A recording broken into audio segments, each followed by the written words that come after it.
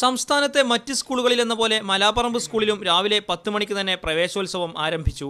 പക്ഷേ തകർക്കപ്പെട്ട സ്കൂളിന്റെ പുനർനിർമ്മാണം പൂർത്തിയായതിന്റെ ആഘോഷം കൂടിയായി പ്രവേശോത്സവം.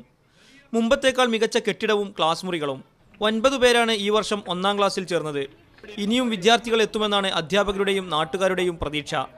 സ്കൂൾ സർക്കാർ ഏറ്റെടുത്താൽ മികവിന്റെ കേന്ദ്രമാക്കുമെന്ന് സ്ഥലം MLA A. പ്രദീപ് കുമാർ പറഞ്ഞു. മലാപ്പറമ്പിലെ ഒരു സ്കൂൾ തകർന്നു, അത് നമ്മളെല്ലാം കൂടെ ചേർന്ന് പുനർനിർമ്മിച്ചു, കുട്ടികൾക്ക് പഠിക്കാൻ സൗകര്യം ഒരുക്കി കൊടുത്തു എന്നുള്ളൊരു ജീവകാരുണ്യ പ്രവർത്തനം മാത്രമല്ല, കേരളത്തിലെ പൊതുവിദ്യാഭ്യാസ സംരക്ഷണത്തിന് വേണ്ടിയുള്ള അനുപമമായ ഒരു ജനകീയ കൂട്ടായ്മയുടെ ജനകീയ പ്രതിരോധത്തിന്റെ ഉദാത്തമായ ഒരു ഉദാഹരണമാണ് ഇവിടെ ഉയർന്നു വന്നത്. അതിന്റെ ഒരു പ്രതീകമാണ് ഈ സ്കൂൾ. ഇത് വെറും ഒരു കെട്ടിടമല്ല, ഇവിടുത്തെ പൊതുവിദ്യാഭ്യാസം സംരക്ഷിക്കാനുള്ള ജനകീയ സമരത്തിന്റെ എന്നും നിലനിൽക്കുന്ന ഒരു സ്മാരകവും പ്രതീകവുമാണിത്. വിദ്യാർത്ഥികൾക്ക് ആവശ്യമായ പാർക്കിന്റെയും കളിസ്ഥലത്തിന്റെയും പണി ഒരാഴ്ചക്കകം പൂർത്തിയാവും.